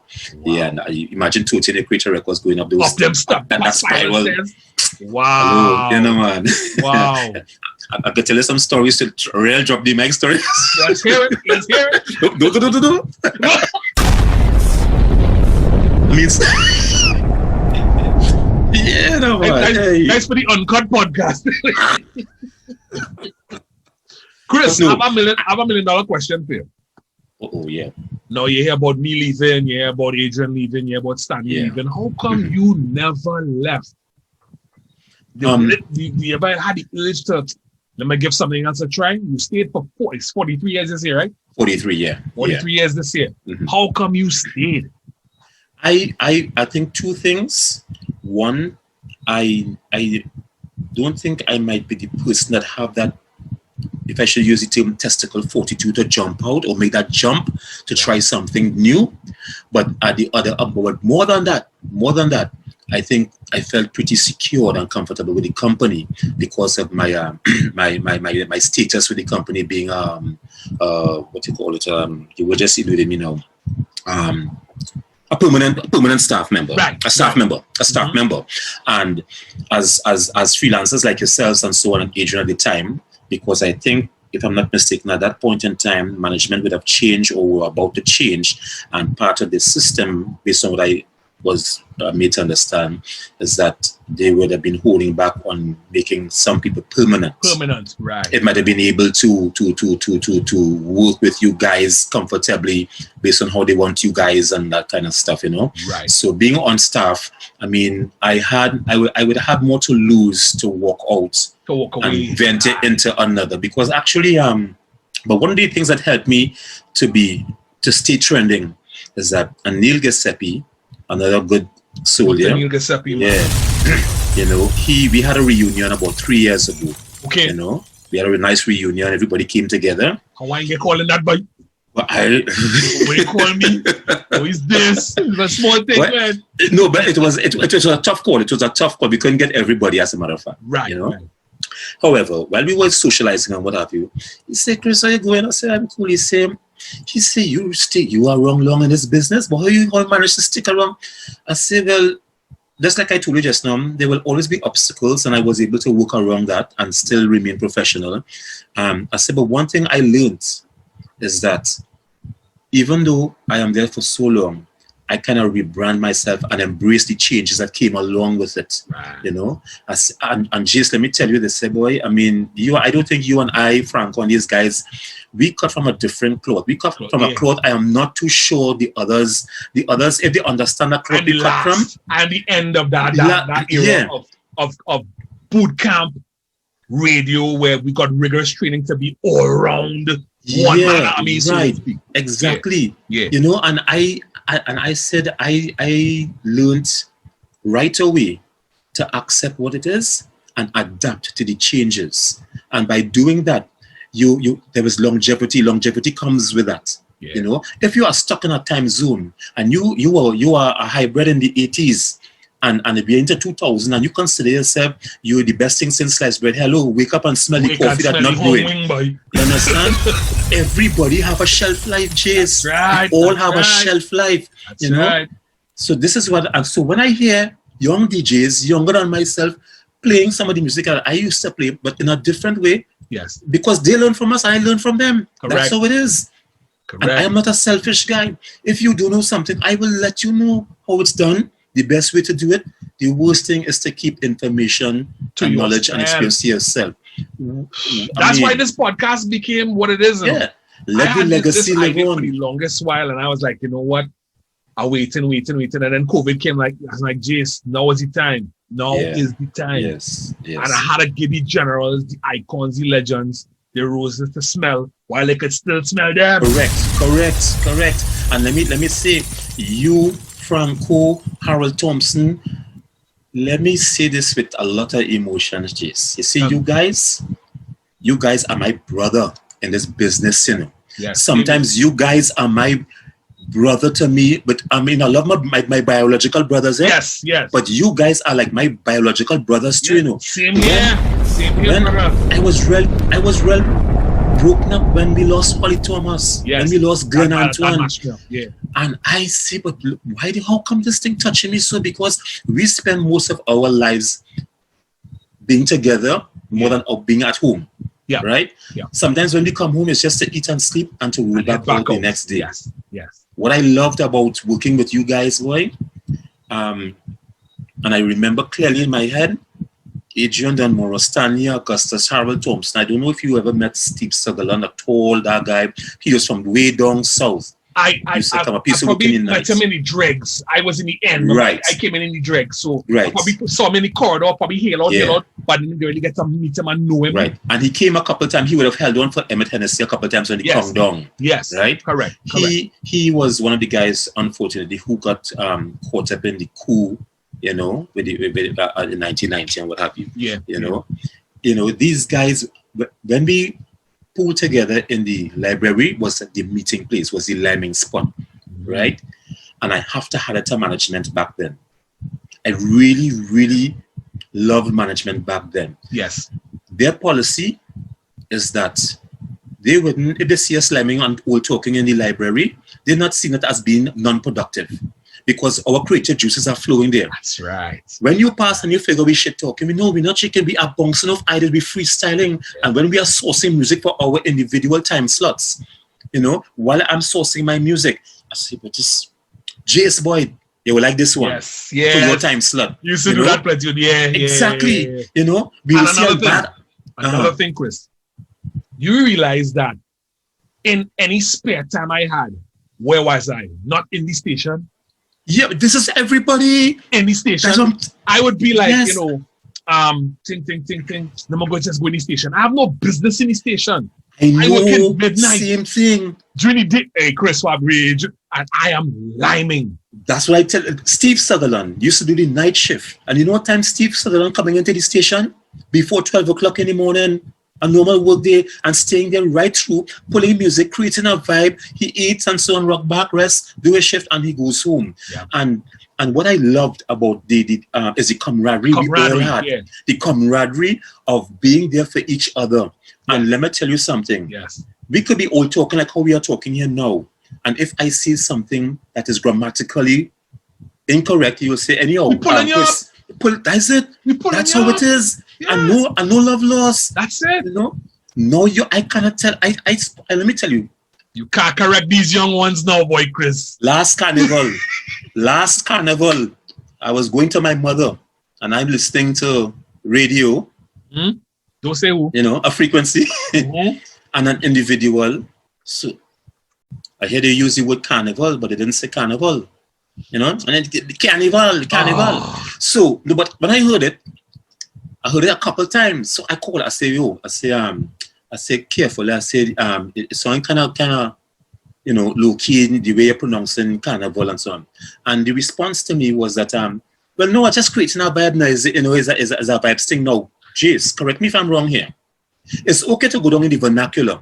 Mm-hmm. Right? Because when they get to callers, you don't want to make them feel that you're way above them. Correct. You make them a little comfortable. Correct. But you do not, you let them come up to meet you to a certain level. Correct. Right? And you cannot stay in the vernacular. And when I try to show you a little something that how it's sounding, that was your response to me. And you didn't make an effort to correct it because you went on to say the carnival. I'm not saying carnival by just old talking. You were reading scripts and you're still saying carnival. Oh.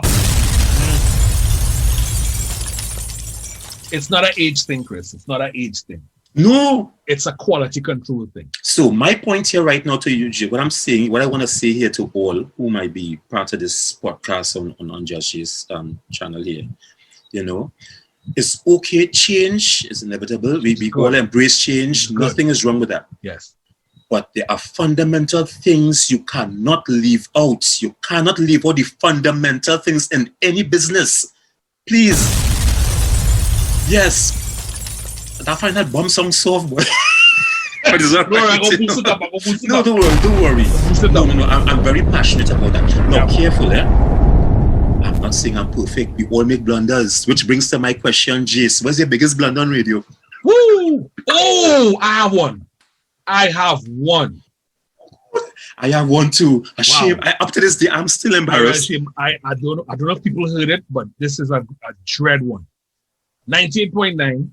Mhm. They have a script for me for the retired association, Mhm. right? The Retired People's Association or something like that. You know that, right? Right, yeah. I go on the People Radio, reading the script, reach the part and ball. The Retarded People Association.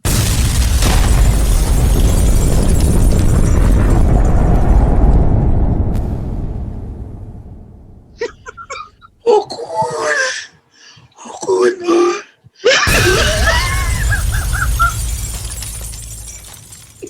You got a phone call? You got any phone calls? Wasn't it Brenda De Silva? Oh, good. The phone started to ring. Wow. All I hear is, Wow. jeez. Oh, good. I said, yes, I know what I just did. I don't know how that came out my mouth. She said, okay, don't let it happen again ever. Hey, boy. Big up Brenda De Silva. Yeah, yes. She Let me was hear a yours, good partner. one. Shame. I could talk about somebody else. Up to this day, boy. No, it is not a good... I have no excuse for this. It's a big blunder on my part, right? But I could give you the reason why. And you know, when you're young and you're only starting to juggle your music, you're not starting to follow your scripts properly. Correct. I think most of us would have passed through that. Yep. We be passionate about playing the music. We want our vibes, you know? So you're not into the reading scripts and being corporate and what have you, you know? Which is one of the elements that is required in the business. Yeah. So your boy juggling afternoon, it was a Friday. Yeah, bubbling like a soup on a Saturday. Bam, time to read the script and so on. And I can't remember what it was, but I will give you the word. Lingerie. No! What, Jake, what, don't kill me for this. Please don't kill me for this. So here, so I do so, I drop the script, then I go back juggling. Phone ring. A good fan of mine call. Okay, hello, 195. Hi, Chris. This is so and so. I say, where are we going? She said, listen, I just called to ask you. That ad you read just now, by chance.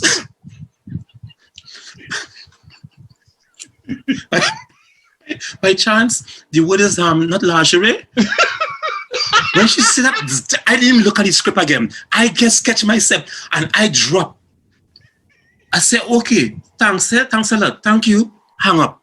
You know, I didn't talk for an hour and a half after that. Yeah, yes, hush afterwards. Yeah, That the floor could have opened and take me, boy. And that was my lesson. Jace, that was my lesson. When you get your scripts and know what you are reading Read about. your shit. Proofread your shit. Boy, you know, I think we all have our little moments where we would have learned the hard way, you know. I think I had one more. I have one more. Huh? It was one more.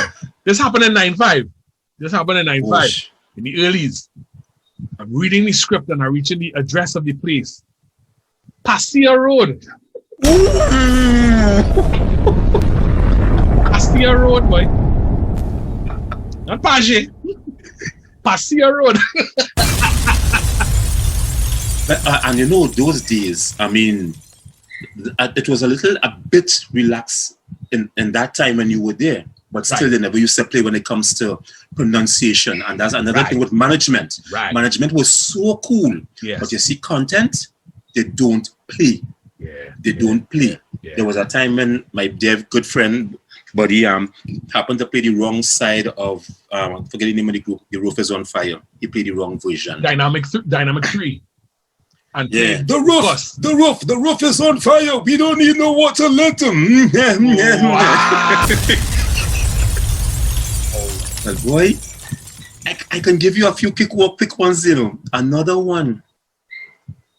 I was the operator for Barbara Assoon. Barbara Assoon is doing the shift on that. And there's a glass panel, as you would know. Yes. I am here playing the commercials and what have you. when time, and we actually in those days, we didn't used to use much talk back to say, okay, play this now, press a button and play. Hand we had signals. sign languages, hand signals, Yeah. you know. So this was for theme. Okay. This was for commercial. This was for promos. Right. You know, all these things. Yes. You know. So she gave me a sign to do something. So I reached over and I played. And then coming back, apparently my hand hit the on-ear mic. So once the on-ear mic comes on the mic cubicle, it cuts off the speakers. Right? So when I cut off the speaker, I'm not hearing anything. So I did. No, the mic is right here by me, by my mouth. So I did. So I tell him, Barbara, wait, talk. And she's watching me like, because everything running, she's hearing it. So I don't know. So apparently it finished and I didn't put back on her mic. So it's dead here now. Oh my God. And I did. I said, what? I'd raise the monitor, nothing. I stand up in studio so, and the mic in front of me. What do you ask going on here, bro? The central control man run down the corridor and he dive over the border and he hit the mic and he take it off. When I realize what happened, jeez, I get instant diarrhea. I get sick. I didn't come to work for 2 days. I didn't come to work for 2 days because I am nervous. I am nervous. But these guys, I'm saying all of this to go back to the point I made just now about the fundamental things about being a broadcaster and presenting yourself. A program director, you know, a man got suspended. I remember I was there Sunday afternoon. While I'm sitting, I'm the operator, and he's reading the 12 o'clock news. The then program director at the time was living just by the Queen's Park Savannah around there. Right. The newscast on a Sunday lunchtime will be about 10 minutes to 12 minutes long. Yeah. It will only take him 2 minutes to reach across here. And in the first story, 2.5 minutes, I see Mr. Man push the door. Mr. Hugh Blackman at the time. I don't know if he's still around now. I'm not too sure. Okay. But as a African guy, but very British. So, you know, but we were British owned too. Huh? Yes. So when he came in, he pushed open his studio. Good afternoon, Chris. I said, good afternoon, Mr. Blackman. He said, tell me something. Do we have news insert on this newscast? I say, yes, sir. He said, how long is it? I say, 1 minute, 25 seconds. He said, okay, thank you. And he stood up by the door, by the announcer who's reading the newscast. And when he called for the songbite, and I played the songbite, the programmer walked in his studio and he took the newscast from him, from the announcer at the time. He said, I'll finish the newscast from here. Wow. And he finished the newscast and so on, bam. And then after that, and they sat and talked for a while, but I couldn't hear. I didn't know how to maneuver the ball to marco the conversation. So I let it roll. Monday morning, I can't wait to come to work. So I went and checked the program director secretary. Yeah. I said, hey, I see Blackman studio yesterday and what happened? I'm going to take over the news. I said, what happened? She said, they suspend the announcer. I said, what he did? He did not pronounce. He said, he was reading the story. He said, the Prime Minister. He did not say the Prime Minister. He did not pronounce his THGs, boy. He didn't pronounce, and that man gets suspended for 2 weeks. Wow. You know, management, they never used to play with that. That's so true. Do anything else. Yeah. And that's helped build, and that's helped build character in all the announcers to maintain a standard, you know, in how they present themselves and what have you. I mean, it was... I tell you, I could give you stories from. I wish I had the ability to write a book, you know. Well, write a book. You can. I remember there are many people who put out books. They just have somebody to write it for you. I want to do words, record it and do your thing. Look into it. The life and time, the radio life of TBC then and now. And then who knows? Maybe I can get a series running on Netflix and get. You never know. Don't ever say never. I have a lot of. I can talk a lot about a lot of people, but my experience, my tenure with the company, I have to say, and this is something I want to ask you too. Yeah. Because again, I have to go back and remind people, your fan base is all about you, basically. Of course. What's being in radio? I mean, first of all, what are some of your biggest influences in radio? On my end, on the radio side of stuff, I looked at more or less the foreign jocks. You know what I mean? I didn't even know names because as a child growing up in Boston, and I said this in a couple of podcasts before, there was a station called WILD, Wild. I think it was an AM station in Boston, in Massachusetts, in Dorchester. And I used to just walk around the place mimicking the man talking on the radio, WILD, Wild, and just doing that kind of stuff. So when I came to Trinidad, the closest thing to that was Bishop. Right. Okay. Yes. You know Yes. So Rennie played an integral role in terms of me wanting to, that whole vocal style. And then, of course, in terms of color, I listened to a lot of the sports announcers like Michael Buffer. Let's get ready to rumble. I would pattern my breathing and intonation and cadence from them guys. That's it. You know what I mean? So that's the vocal side of it. Then, of course, people in the States like Frankie Crocker from WPLS. Right. Yeah, boy. You know what I mean? Those were Mr. Magic. Rest in peace, Mr. Magic, with the rapper tag. You know what I mean? That's yes. Rest in peace, Mr. Magic. Mr. Magic, boy. You know what I mean? Yeah. Those were the dudes I used to listen to and getting tapes from and just soak that shit in and be like, wow. And as far as the DJ side now, in terms of that whole scratching and pulling back, I have a couple mentors. Red Alert, DJ Red Alert. Yeah, boy. DJ Kid Capri.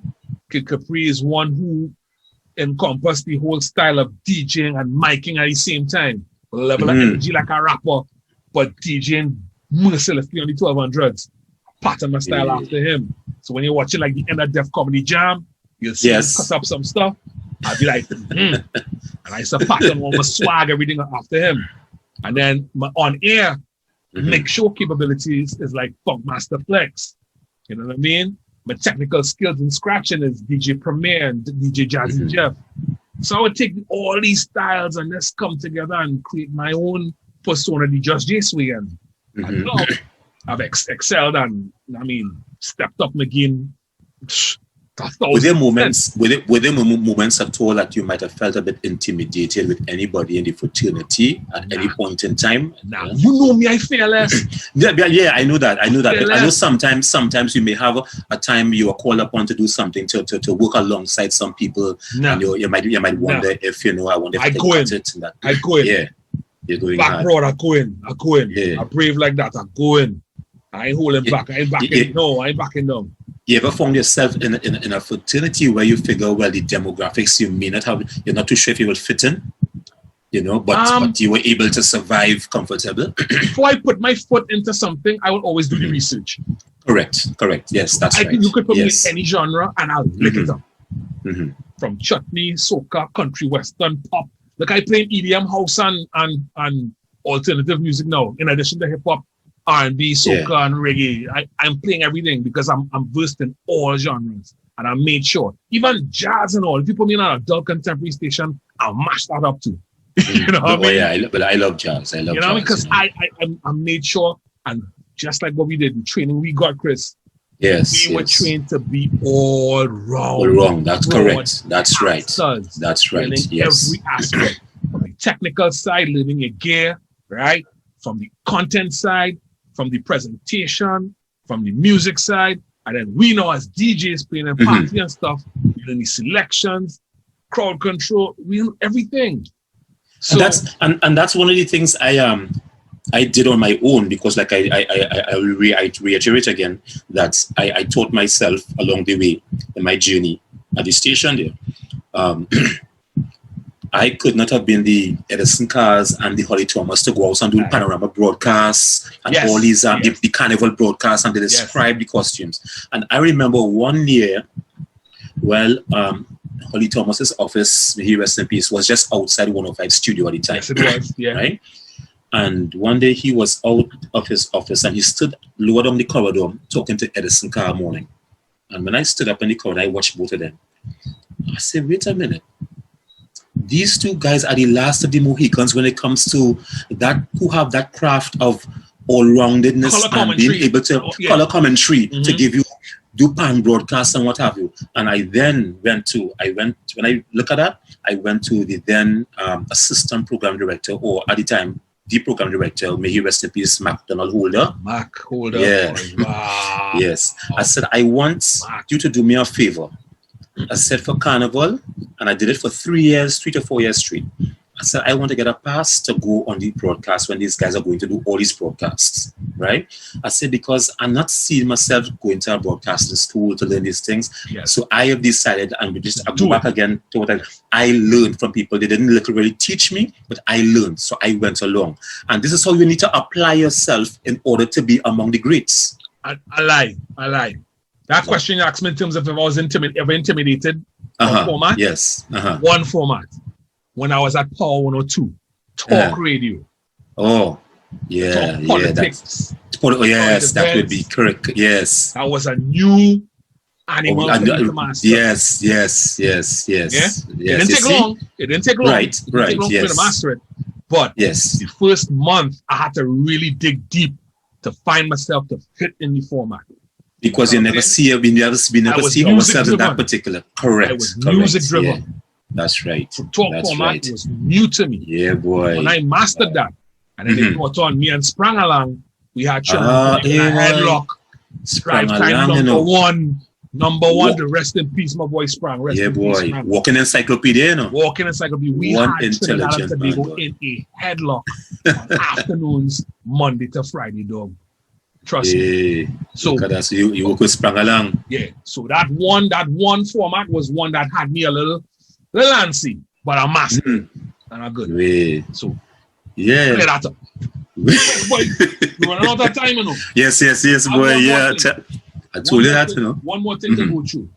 Yeah. And I want to bring it full circle back to 2021.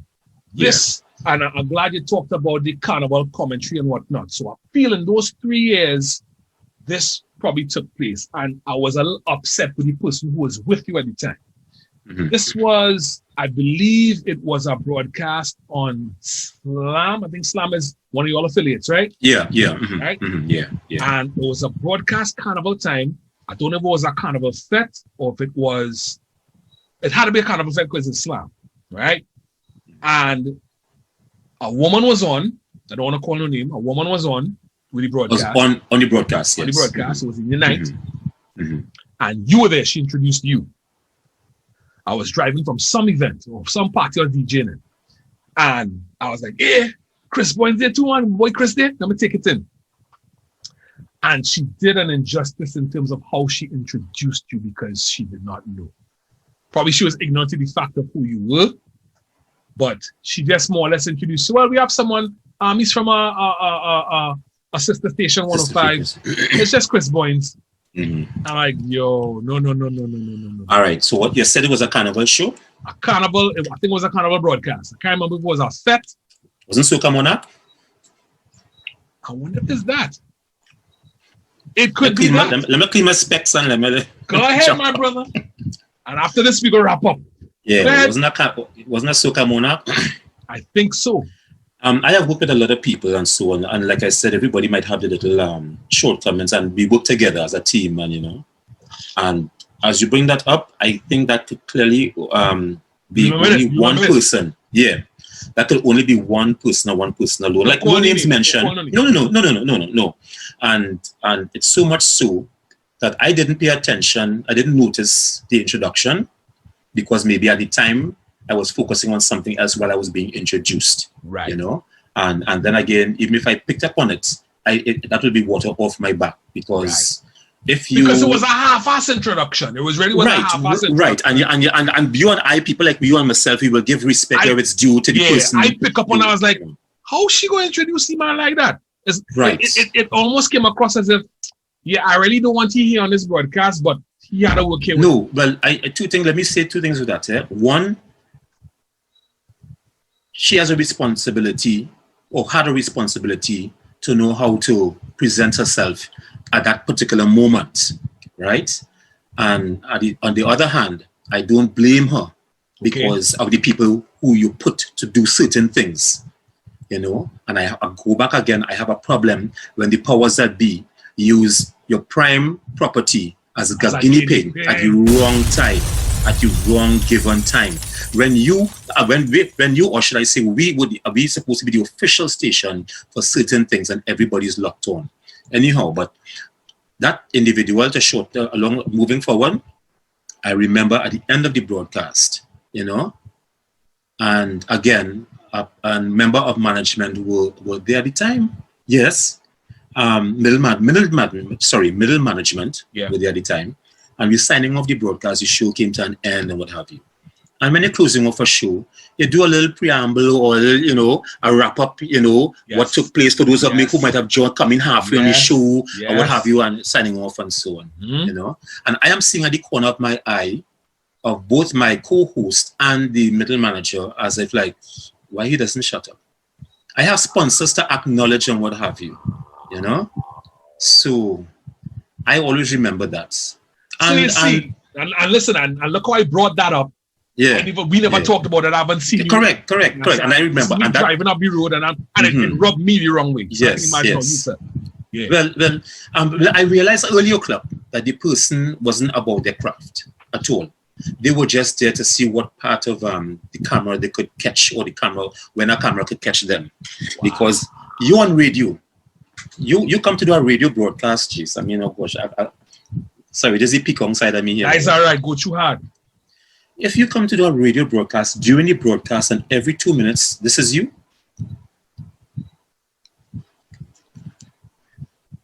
Lord. So and information needed to be at the fore to be able to execute what we've seen, because it's a battle sometimes when you're being put to do a broadcast, you're looking for a vantage point, and if you don't get a proper one, you make the best of the situation. So, but be that as it may, and all of this I'm saying all of this to go back to the point that the fundamental things must be maintained, should be maintained in this fraternity, no matter what changes you have now, whatever changes you have 5-10 years down the road. Yeah. You cannot do your renovations on the house if you know your foundation is not good. Or if you're looking to move your foundation. Outer timing, outer road. Check yourself before you wreck yourself. Yeah, sorry. Ladies and gentlemen, my brother, listen, up. Chris, my brother, you are one of the generals, one of the icons. You are very important. We are good, close friends at that too. Yeah, man. Yes. At the end of the day, I just want to take this opportunity to salute you. I salute you for your initiative here, man. Yeah, man. It mean a lot to the craft. It mean a lot to the industry. And we appreciate you for what you brought to the table and continue to bring, my brother. Right? Yeah, and I appreciate you guys, because it's people like you guys who you might consider me a legend or an icon. I mean, you helped me to be relevant in the business up to this point in time, 2021, and moving forward. Salute. Salute. Yeah, man. So, ladies and gentlemen, my brethren, Chris Boy. Legends in the making. Peace out, brother. That's what we talking about. Yeah, man. Ladies and gentlemen, wow, this has been epic. All right, so this has been it. Mic Drop Sessions. Don't forget, support your boy. Like, comment, share, subscribe, hit the bell for notifications, and of course, we'll have upcoming episodes every other Wednesday right here on my YouTube page, Jus Jase 868. All right, we'll come back with another one pretty soon. Until then, I'm out. Salute.